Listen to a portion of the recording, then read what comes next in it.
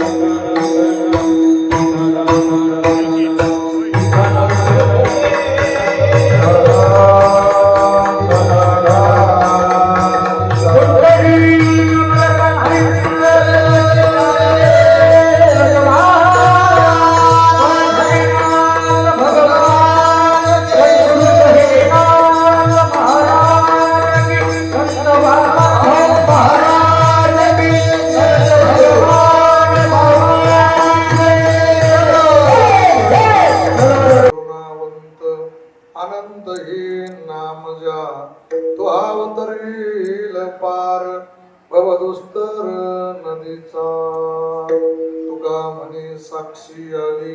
तुका म्हणे साक्षी आले तरी केले प्रगट तो अवतरील पार भवदुस्तर नदीचा पांडुरंगा करू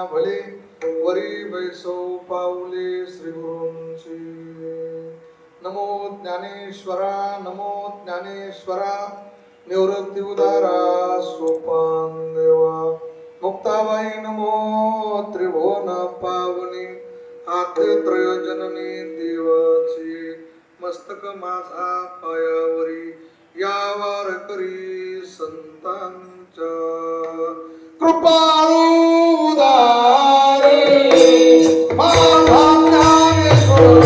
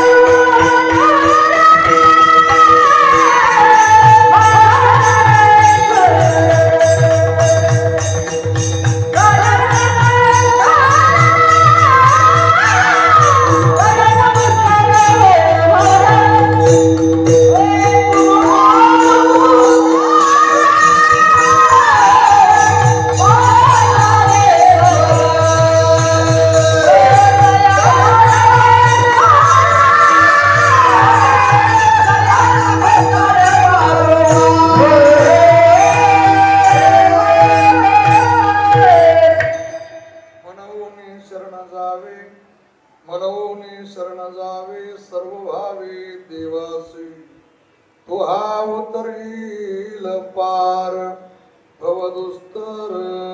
सगळ्या जीवाला जगद्गुरु तुकोबाराय भगवंताच्या शरणागतीचा संदेश देतात. आपण सगळेजण जीव आहोत आणि आपलं सगळ्यात मोठं साध्य जर काय असेल तर आपण आपल्या जीवनामध्ये भगवंताची शरणागती केली पाहिजे.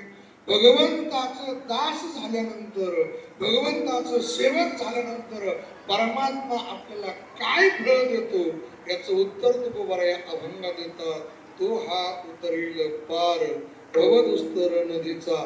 या भवसागरातून, या माया नदीतून, या संसार सिंधू सागरातून परमात्मा आपल्याला मुक्तपणाने त्याच्या स्वरूपापर्यंत, त्या साध्यापर्यंत घेऊन जाणार आहे.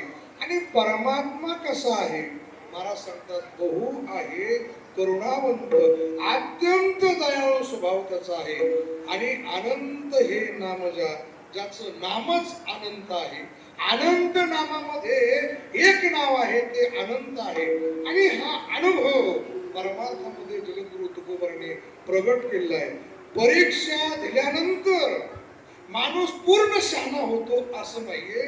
व्यवहारामध्ये आणि परमार्थामध्ये अनुभव आल्यानंतर मानवी जीवनाची पूर्णता आहे. तुकोबारांचे 2 चरण असे, तुका म्हणे चाखोनी सांगे मग अनुभव आहे अंगे. मी चाखलोय, मी याचा अनुभव घेतलाय आणि प्रॅक्टिकली आता मी भोगतोय. हा अनुभव आहे. अनुभवे आले अंगा ते या जगात देत असे. अतिशय महत्वाचा अनुभव जगद्गुरु तुकोबारांनी या अभंगातून प्रगट केला आहे. अभंगाचं चिंतन करायचे. या अभंगाचं चिंतन करत असताना या अभंगाचा भाव पाहायचा. आवाज कमी करू नको, थोडा ठोकून बोलतो. विठ्ठल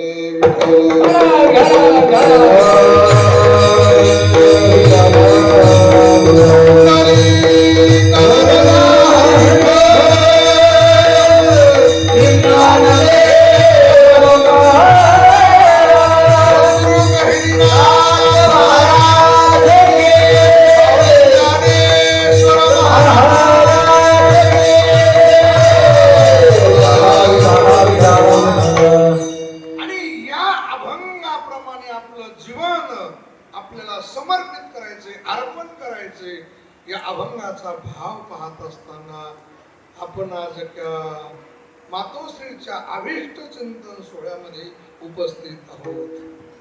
खऱ्या अर्थानं त्या बोर्डावरची ओवी टाकली ना, ती अत्यंत गोड ओवी आहे.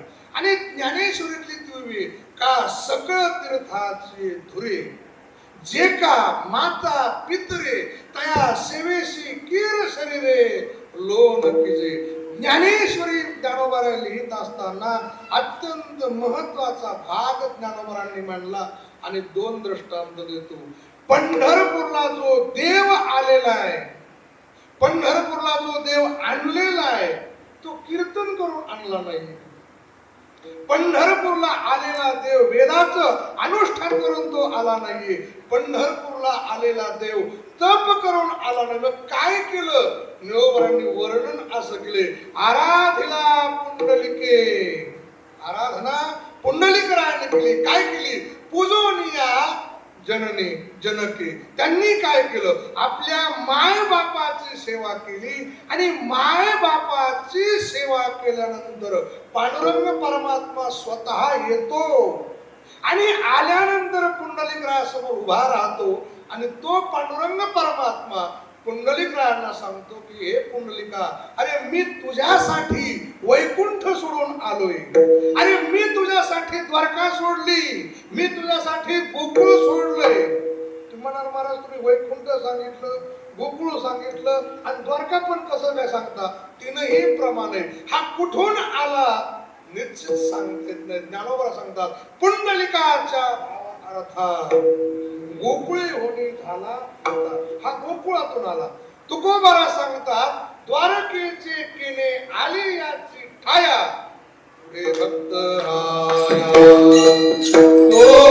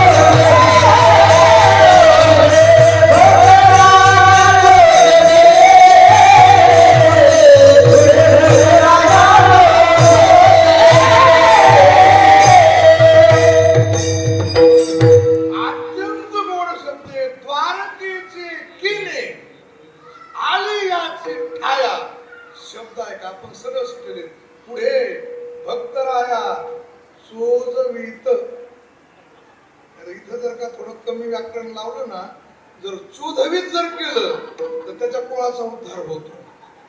तर हिंदी कोणाला कळत असलं तर त्याच्या लक्षात येईल की शिवी आले शोधले. आता आहे का, आपण देवाला शोधण्यासाठी तीर्थयात्रा करतोय, आपण देवाला शोधण्यासाठी कीर्तन करतोय, याचसाठी जप, याचसाठी तप.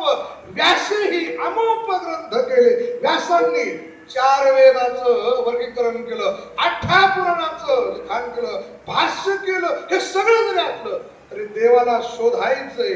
पण एक भक्त असा आहे पुंडलिक नावाचा की देव त्या भक्ताला शोधित देतो. का? त्या भक्तांना काय केलं? त्या भक्ताने एक काम केलं, आपल्या आई वडिलांची सेवा केली. एवढी सेवा केली की आई वडिलांची सेवा चालत असताना हा पांडुरंग परमात्मा उभा राहतो आणि पुंडलिक रायांना बोलतो, देवा, अरे पुंडलिक राय, मी आलोय. पुंडलिक रायाने काय सांगू म्हणजे, देवा थांब, तू माझ्याशी आता बोलू नको. का? माझ्या माय बापाला झोप लागलेली.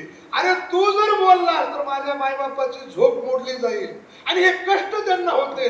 देवाने विचारणारे, मी वैकुंठ सोडून आलो, मी द्वारका सोडून आलो, मी गोकुळातून आलो आणि मला उभं राहायला काही दिसत नाही.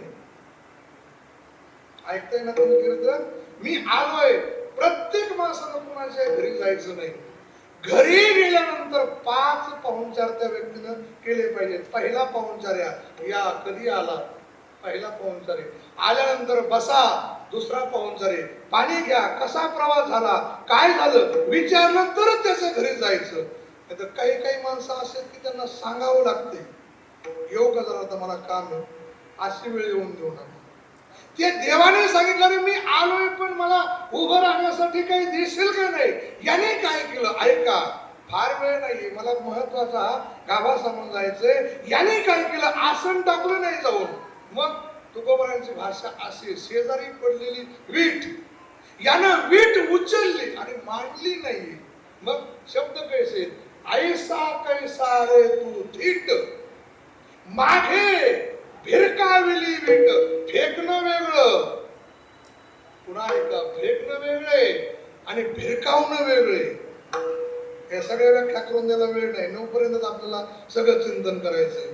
यांनी काय केलं, वीट भिरकावली आणि त्या विटेवर देवाला उभं केलं. किती दिवस उभं केलं? आरती आपण रोज जातो, युगे 28 विटेवरी उभा, 28 युगापर्यंत याला विटेवर उभं केलं. आणि काय साधन केलं पुण्यग्रहानं? फक्त मायबापाची सेवा केली. आई वडिलांची आपण सेवा केली पाहिजे. वेदाचा जर आपण अभ्यास केला, उपनिषदाचा जर अभ्यास केला तर उपनिषदामध्ये असं चिंतन केलंय, पहिला नमस्कार वेदानं कुणाला केला असेल तर गुरुला केला नाही. गुरु श्रेष्ठ आहे. गुरु हा संत कुळीचा राजा. गुरु शिवाय ज्ञान नाही. ज्ञानोबरायांचे शब्द, गुरु वाक्या वाचोनी शस्त्र हाती नसवे. जर गुरु नसेल तर तुम्हाला शस्त्र सापडणार नाही, शास्त्र तुम्हाला समजणार नाही. ज्ञानेश्वरीची ओवी आहे, गुरु वाक्या वाचोनी शस्त्र हाती नसवे. गुरु शिवाय ज्ञान नाही. पण इथं वेदाने असं सांगितलंय, आता नमस्कार करायला तो गुरुला नाही. मग पहिला नमस्कार वेदांना मातृदेवो भव, नंतर पितृदेवो भव, नंतर आचार्य देवो भव, अशा नमस्काराचं वर्गीकरण केलंय. पहिला नमस्कार आईला करायचा. का?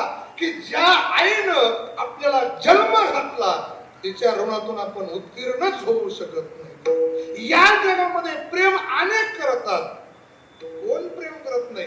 बायको आपल्या मुलावर प्रेम करते, बाप आपल्या मुलावर प्रेम करतो. प्रत्येकाचा स्वभाव स्वार्थ ठरलेला आहे. या जगात स्वार्थाशिवाय कोणीच प्रेम करत नाही. तुकोबारांनी एक शब्द वापरला, या जगात अशी एक व्यक्ती आहे, असा एक घटक आहे की ती स्वार्थच पाहत नाही, ती निष्काम भावनेनं प्रेम करते. तिचं नाव आहे आई. I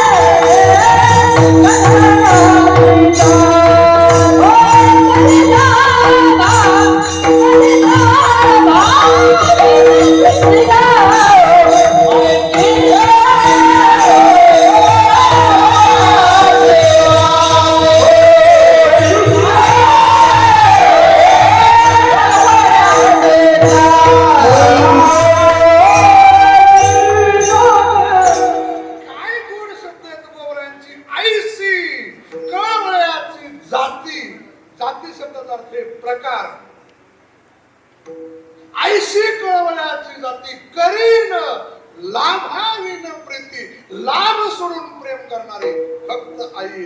आणि आई किती श्रेष्ठ आहे याच एक उदाहरण वाल्मिकी रामायणातलं सांगतो. भगवान प्रभू रामचंद्राला राज्य अभिषेक ठरलेला आहे. राज्य अभिषेक ठरल्यानंतर सकाळीच प्रारब्ध बदललं. महाराज प्रारब्ध केव्हा बदल सांगता येत नाही. तो तुकोबरांचा एक शब्द फार गोड आहे. तुका म्हणे आले समर्थाच्या मना तरी होय राहणार रंक त्याचा. अरे जे पाऊल राजगादीवर पडणारे सकाळी ते पाऊल जंगलात पडले. नुसते जंगलात नाही पडले, पायातली चप्पल सुद्धा तिथं काढून ठेवू लागली. मोकळे अनवाणी जंगलात पडले. आणि मग भगवान प्रभू रामचंद्र आपल्या कौशल्य मातेचं दर्शन करण्यासाठी आले आणि सांगितलं, आई मी राजगादीवर बसणार नाही, मग मला वनवास ठरलेला आहे. बापाने इच्छा पोटी दिलेले वर पूर्ण करण्यासाठी 14 वर्ष आणि 14 दिवस मी अरण्यामध्ये जाते, वनवासाला जाते. कौशल्य मातेचे शब्द तिने सांगितलं, बाळा ऐक, तू बापाची आज्ञा स्वीकारून तू वनाला जात असशील तर मी तुला तत्वज्ञान सांगते, मी तुला शास्त्र सांगते, मी तुला वेद सांगते. तिने सांगितलं, ऐक, तुझ्या बापापेक्षाही 10 पट आई श्रेष्ठ आहे. किती पटीने श्रेष्ठ सांगितली? 10 पटीने श्रेष्ठ सांगितली. का? ऐका जरा. अभंगाचं चिंतन नाही, आई या विषयाचं चिंतन करून जातो. फक्त आई शब्द समजावून घ्या, बास पुरं झालं. आजचं कीर्तन त्या कसं आहे, एक संस्कृत मध्ये वाक्य, ज्याचं लग्न आहे त्याचं गीत गावा, नाही तर लग्न एकाचं अभंग वेगळीकडेच, त्याला उपयोग नाही. प्रसंग अवधान वाटताला पाहिजे. पण आईचा अभिष्ट चिंतन सोडाय तर आई जरी समजली आणि एक जरी मातृभक्त निर्माण झाला तरी 100% कीर्तन सक्सेसफुल. विठ्ठल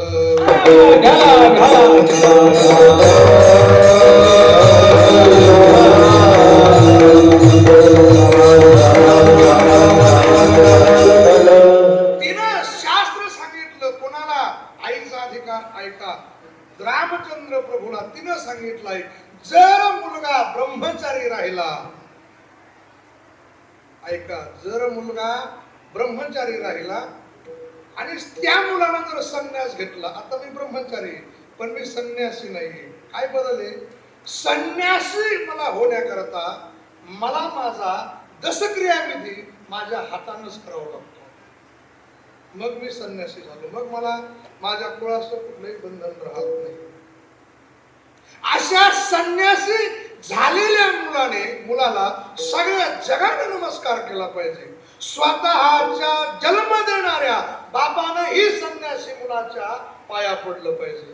पुन्हा ऐका, संन्यासानं 4 घरं मागायची, भिक्षा आणायची, स्वतः खायचं आणि पुन्हा आईसाठी 4 घराची भिक्षा करायची. पण कौशल्य माता भगवान प्रभू रामचंद्र सांगते, प्रभू आई नावाचं पात्र या जगामध्ये एवढं श्रेष्ठ आहे, सर्व जग संन्यासी मुलाच्या पाया पडते. तो संन्यासी मुलगा बापाच्या पाया पडतोय, पण त्या संन्यासी मुलानं आईच्या पाया पडायचं. एवढी आई या जगामध्ये श्रेष्ठ आहे.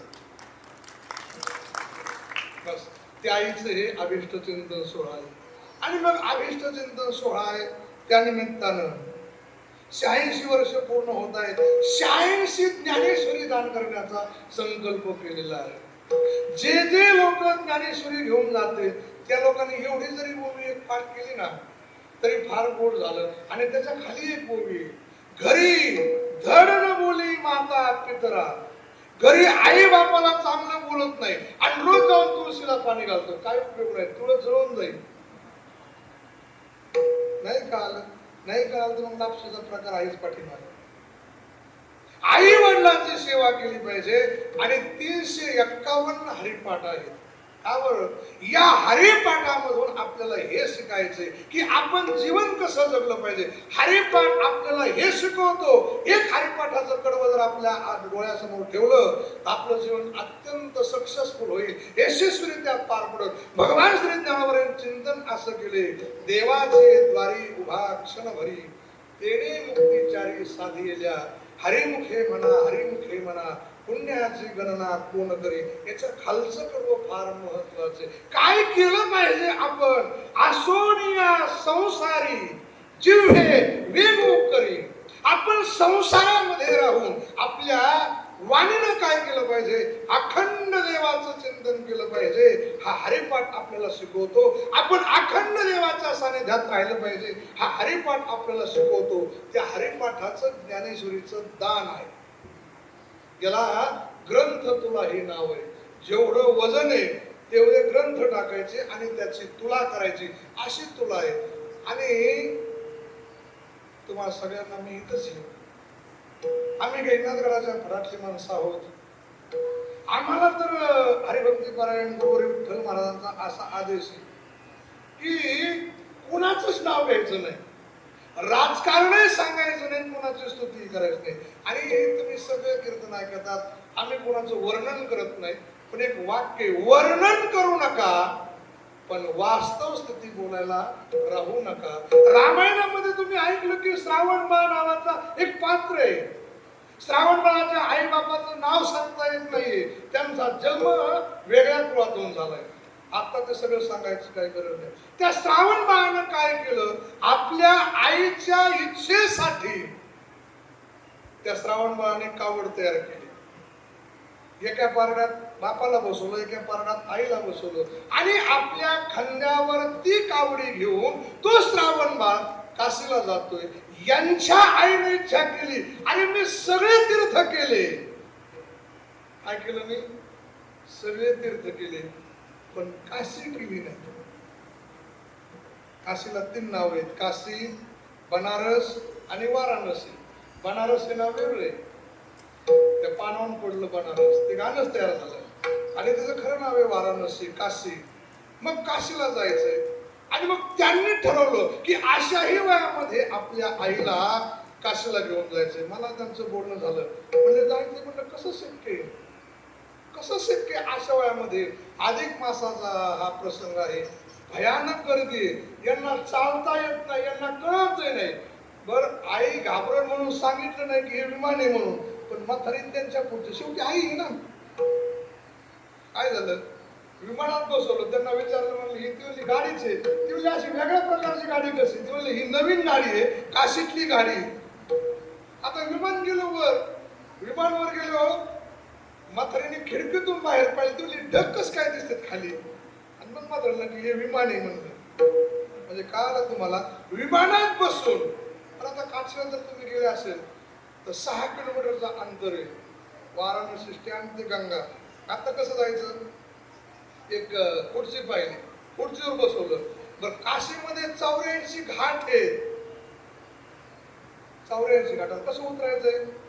पांडुरंग बाबांना आपल्या आईला असं खांद्यावर घेतलं उचलून, आणि तिथे एक बिहारची म्हातारी होती, स्नान करत होती. या म्हातारीपेक्षा थोडी कमी वयाची असेल, तिला हे काहीच प्रकार माहित नाही, आले कुठून गेले कुठून, ती स्नान करते ना, आम्ही तिथे उतरलो. ती मला कसं विचारते, तुम्ही मुलं आहेत का? म्हणलं हो, माझी मुलंच येतं.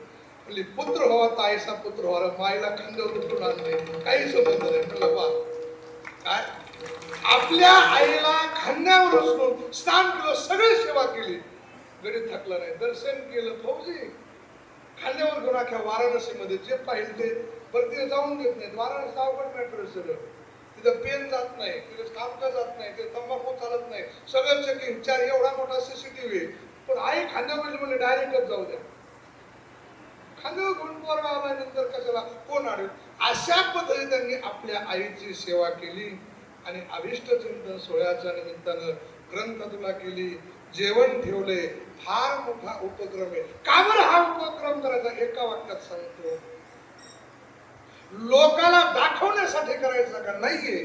मग याचा एक महत्वाचा आहे की जे रोज आपल्या आई वडिलांना शिव्या देतात, नका तुम्ही विमानानं काशीला नाही, पण कमीत कमी शिव्या तरी देऊ नका. एवढं जरी परिवर्तन या सोहळ्यातून झालं तरी हे कीर्तन सक्सेसफुलच झालं. आणि प्रार्थना आहे की आपल्या सगळ्यांना 100 वर्ष वर्षाचं आयुष्य मिळावं. सर्वेत्र सुखिनः सन्तु सर्वे सन्तु निरामयाः सर्वे भद्राणि पश्यन्तु मा कश्चित् दुःखमाप्नुयात्. सगळ्यांना आयुष्य मिळालं पाहिजे. नामदेवरायांनी तर आयुष्य मिळावं अशी प्रार्थना केली. अकल्प आयुष्य व्हावे तया कुळ माझी आशा.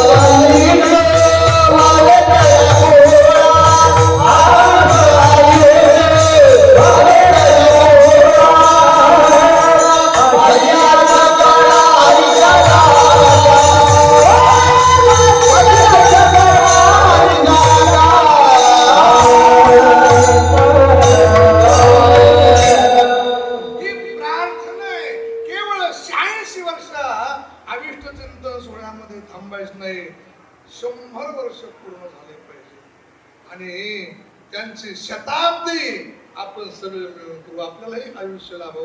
अभंग अत्यंत सोपा आहे. अत्यंत प्रसिद्ध अभंग आहे. तुकोबराय शरणागती करायचं सांगतात. का बरं शरणागती करायचं? त्याचं पहिलं कारण आहे वेद सांगतो की तुम्ही देवाची शरणागती करा. वेद अनंत बोलीला अर्थ इतुलाची साधिला विठोबाशी शरण जावे निजनिष्ठा नाम गावे. 6 शास्त्र आस्तिक आहेत, 6 नास्तिक आहेत. साहीची साही शास्त्र एक सांगतात विठोबाशी शरण जावे निजनिष्ठा नाम गावे. तुम्ही विठोबाला शरण जा. विठोबाच्या तुम्ही अंडर जा. आज तुमची सगळी काळजी विठोबा करणार आहे. काय बरं सांगितलं? हरिपाठात ज्ञानोबरांनी सगळं उत्तर देऊन टाकलं. चहुवेदी जाण साही शास्त्री कारण 18 पुराण हर्षी गाणी 18 पुराण हर्षी गाणी 18 पुराण हर्षी गाणी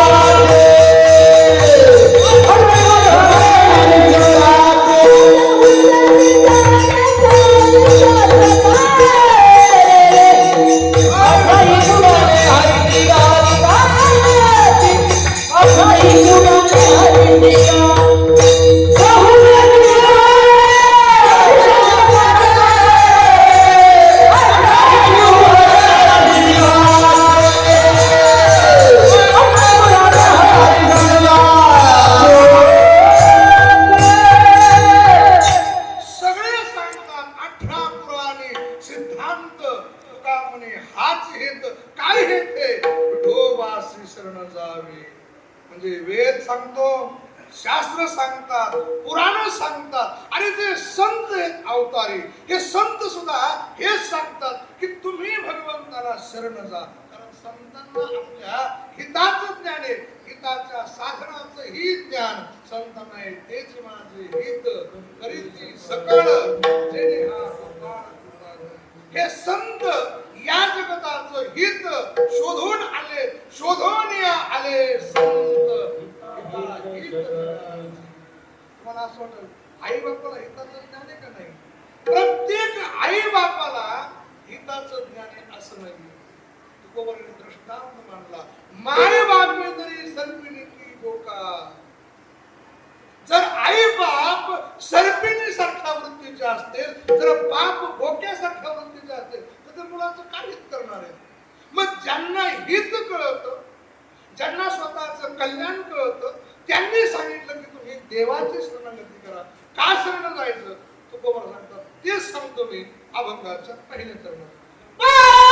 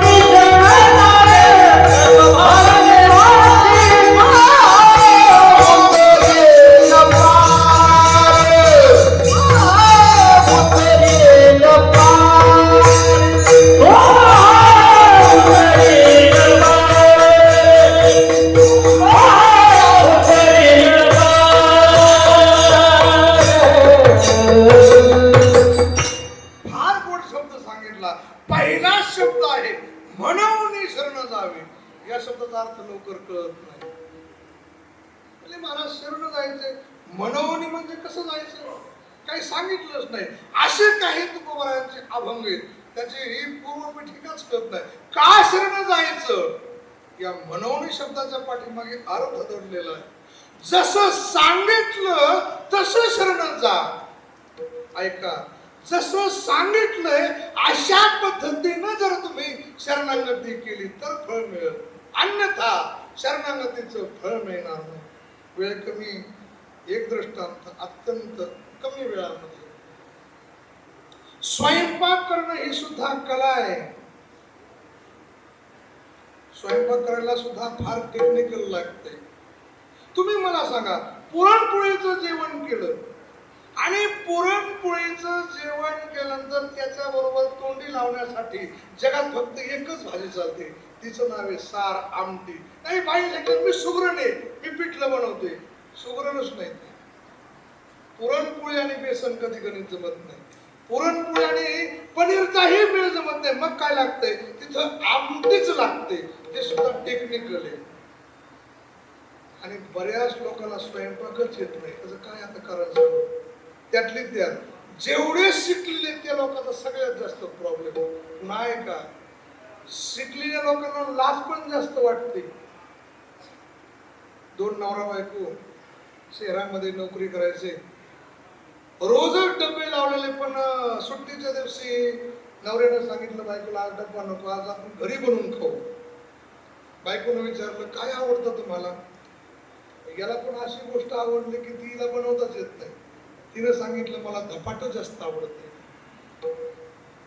येतं का तुला, हा प्रॉब्लेम आहे, हा अहंकार आहे. येत नाही जर सांगितलं तर अडचण येत नाही. तिने सांगितलं येत नाही, पण त्यात काय अवघड आहे. माझ्याकडे 12 खडीचं पुस्तक आहे, स्वयंपाक कसा करावा हे सांगणारं पुस्तक आहे. मी त्याच्यामध्ये पाहतो. आता नाव काय ना, धपाट. मग त्यांनी 12 खडीचं केली, पान नंबर 25. मग त्याच्यावर त्यांनी लिहिलं होतं धपाटे बनवण्यासाठी कांदा चिरावा, मोठा चिरून आहे त्याची अडचण येते, बारीक चिरावा, कोथिंबरी चिरावा. नंतर मग त्यांनी लिहिलं की मिरची चिरा पण बारीक चिरा. हे सगळं त्यांनी वाचलं आणि मग त्यात साधन सामुग्री त्यांनी सांगितलं ना, थोडं जिरे घ्या, थोडं मीठ घ्या, थोडी हळदी घ्या आणि हे सगळं एकत्रित करा. तेल घ्या, टाका, गव्हाचं पीठ घ्या, असला हुरड्यात टाकायचं, डाळीचं पीठ टाका, थोडं ज्वारीचं पीठ टाका. हे टाकलेलं सगळं एकत्रित असं गोळा करा. ऐका जरा दृष्टांत, त्याला मळा, पाणी टाका आणि मळा. आणि मळल्यानंतर गोळा तयार होईल. मग गॅस पेटवा, गॅसवर तवा टाका, तव्याच्या बुडाला तेल लावा, हे थापा आणि त्याच्यावर टाका, वर ताप पालथ टाका. खमंग वास आला की धपाट नावाचं पदार्थ तयार.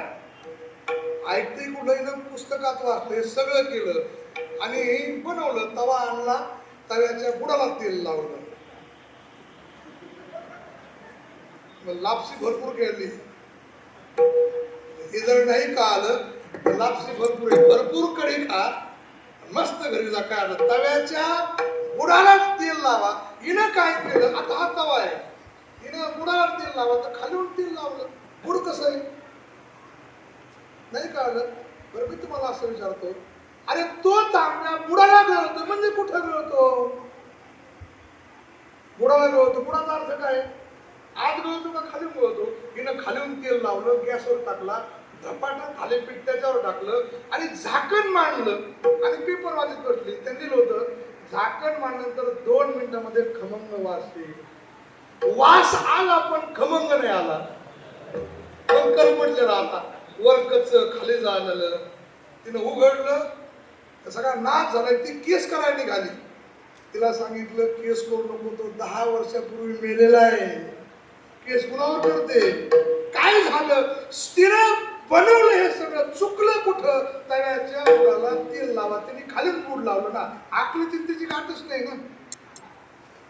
म्हणून व्याकरणामध्ये स्वल्पविराम कुठं द्यायचं याला महत्व आहे. प्रश्नचिन्ह कुठं मांडायचं प्रश्न आहे. आणि मी जे बोलतो हे शिकण्याकरता जीवनातला 5-5 वर्ष प्रॅक्टिस करावं लागते. कुठं जर द्यायचा, कुठं उतरायचं, ही एक कला आहे. आणि स्वल्पविराम कुठं मांडला पाहिजे, तव्याच्या बुडाला तेल लावा, म्हणजे आतून नाही लावायचं, हातवर तेल लावायचं तर चांगलं होतंय. तुम्ही शरण जा, पण कसं जा, सांगितलंय असं जा. तेव्हा महाराजांनी शब्दांना म्हणवून शरण जावे. कसं जावे? सर्व भावे देवासी, काया वाचा मनाने तुम्ही देवाला शरण जा. आणि असे जर शरण गेले तर काय करणार तो परमात्मा? अभंगाचा दुसरा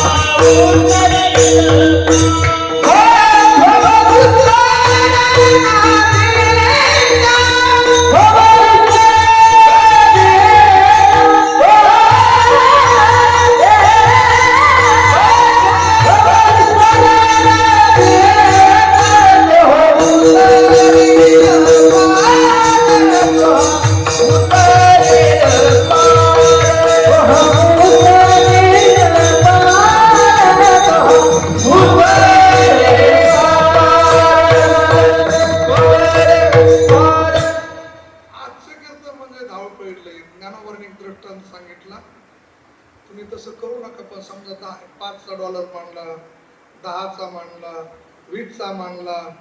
आता मोदी साहेबांना 75 रुपयाचा काढलाय, 75चा मांडला, 100ची नोट मांडली, 200ची नोट मांडली, 500ची नोट मांडली. मला सांगितलं महाराज यातून पैसे उचलायचे, पटपट उचला. तर मी कोणते उचले? 500? नाही 200 सुद्धा नाही, मग 500 पुढचे. म्हणजे मोठे मोठे उचलत निघून जायचं. आजचं कीर्तन सुद्धा असंच आहे, मोजके शब्द सांगत निघून जायचं, सगळं नाही. इथं 2 शब्द आहे, तो हा, दोन्ही सर्वनाम आहे. तो म्हणजे कोणता?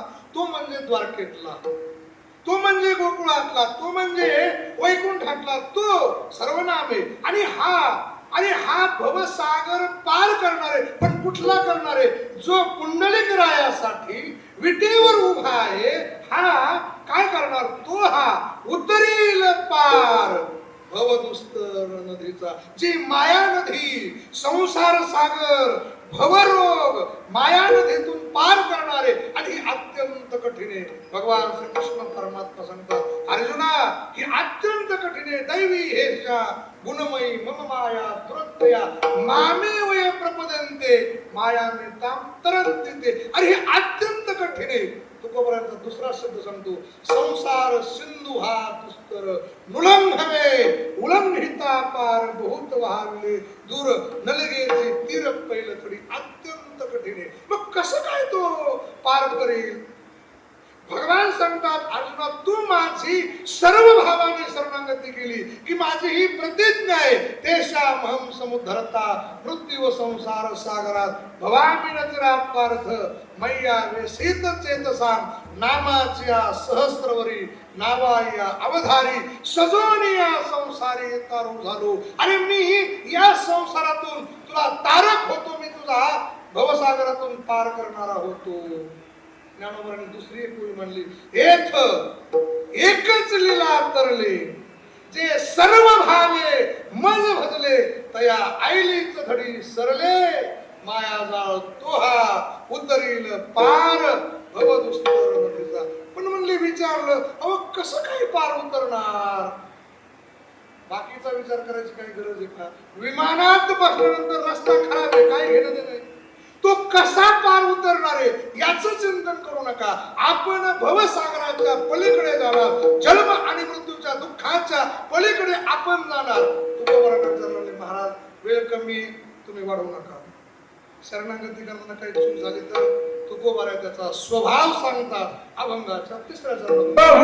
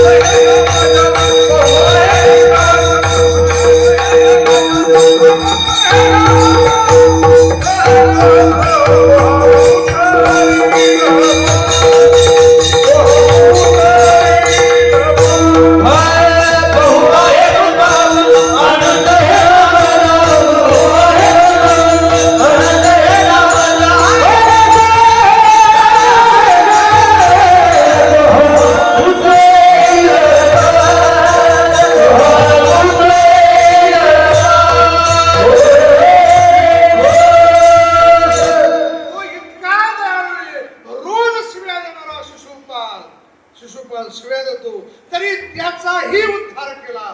आईसिया अपराधिया शिशुपाला आपण पेठाव दिधला गोपाळा बहु आहे करुणावंत अनंत हे नामजा. महाराजांना विचारलं महाराज हे सांगताय तुम्ही हा कोणाचा अनुभव आहे का? तुम्ही काय पुराणातून सांगतात? महाराज सांगतात पुराणातून सांगत नाही, वेदातून सांगत नाही, माझा स्वतःचा अनुभव सांगतो. अभंगाचा तू का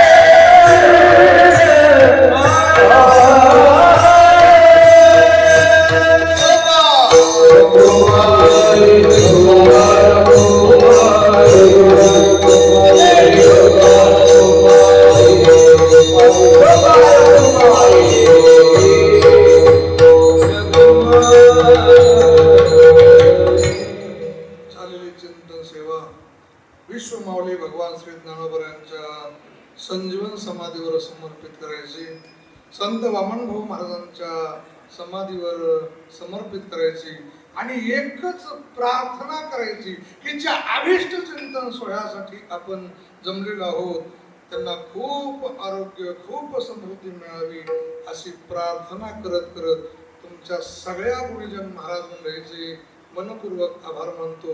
आपण सगळ्यांनी शांत चिंताने कीर्तन ऐकलं त्याबद्दल तुमचेही आभार मानतो. आणि यानंतर ग्रंथ तुला होईल, त्यानंतर जेवणाचा कार्यक्रम आहे. प्रत्येकाने हा प्रसाद घेऊनच जायचे, तसं जायचं नाही. ज्ञानेश्वर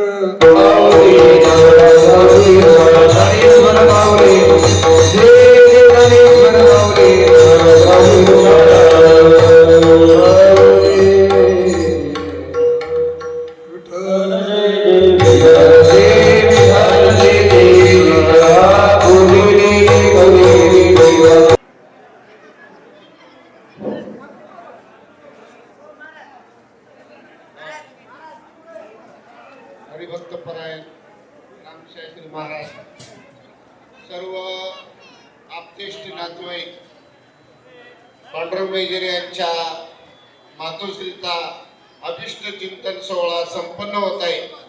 आता ग्रंथ तुला आहे पा, उतरू नका. सर्वांनी थोडं अंतर घ्या. सर्वांना पाठीमागच्याला दिसेल पा.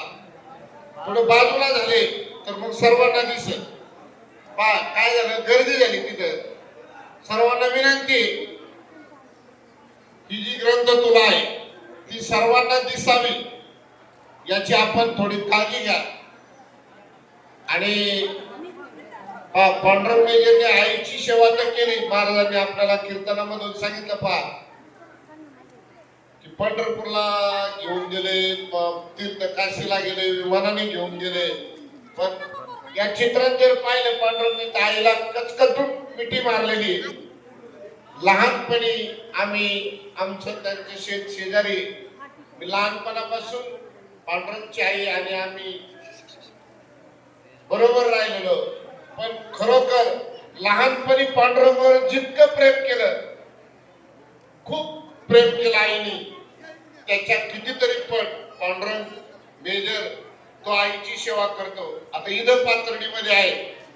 महाराजांनी सांगितलं मातृदेवो भव पितृदेवो भव. खरोखर आदर्श पुत्र पांडुरंग आहे. पांडुरंगाने जशी आईची सेवा केली, या आईची सेवा, तशी त्यांनी भारत मातेची सुद्धा अतिशय चांगल्या प्रकारे सेवा केलेली. प्रत्येकाला 3 माता असतात पहा. आपल्याला जी आई जन्म देते ती एक भारत माता, आणि दुसरी जगदंबा माता. आणि त्या जगदंबा मातेची भगवंता ज्ञानेश्वरी हे केलेली. सर्वांना एक विनंती, खाली बसून घ्या. बाकीचे जे आहेत ना त्यांची इच्छा आहे खाली बसून घ्या.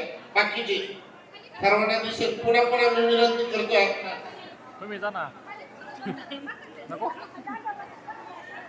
तर खरोखर पांडुरंगाने देशाची सेवा केलेली आणि खरोखर आदर्श पुत्र. पांडुरंग हा निर्व्यसनी आहे, चांगला आहे, कोणतेही व्यसन नाही. आणि त्याने माणसं मिळवली, माणुसकी मिळवली, संस्कारी हा पांडुरंग आहे. हा मेजर नावाप्रमाणे पांडुरंग आहे. खरोखर या पांडुरंग मेजरचा आपण सर्वांनी आदर्श घ्यावा. असं हे पांडुरंग मेजर व्यक्तिमत्व खूप उत्कृष्ट आहे. मी संजय बडे सरपंच 1-2 मिनिटं आणि नंतर इथं भारतीय जनता पार्टीचे तालुका अध्यक्ष धनंजय बडे पाटील आलेले. मी एक शुभेच्छा. जीवेत शरद शतम, मोदाम शरद शतम, नंदाम शरद शतम, अजिता श्याम शरद शतम, अशी मी पांडुरंग मेजरच्या आईंना आमच्या पिंपळगाव टप्पा गावाच्या वतीने खूप खूप शुभेच्छा देतो. आणि त्यांच्या आईंना 100 वर्ष मिळो अशी ईश्वरचरणी प्रार्थना करतो. यानंतर येळीचे आदर्श सरपंच यांनी एक सलग 5 पंचवार्षिक चांगल्या प्रकारचे गावामध्ये काम केलेले असे येळीचे सरपंच सन्माननीय संजयजी बडे सर शुभेच्छा देतील.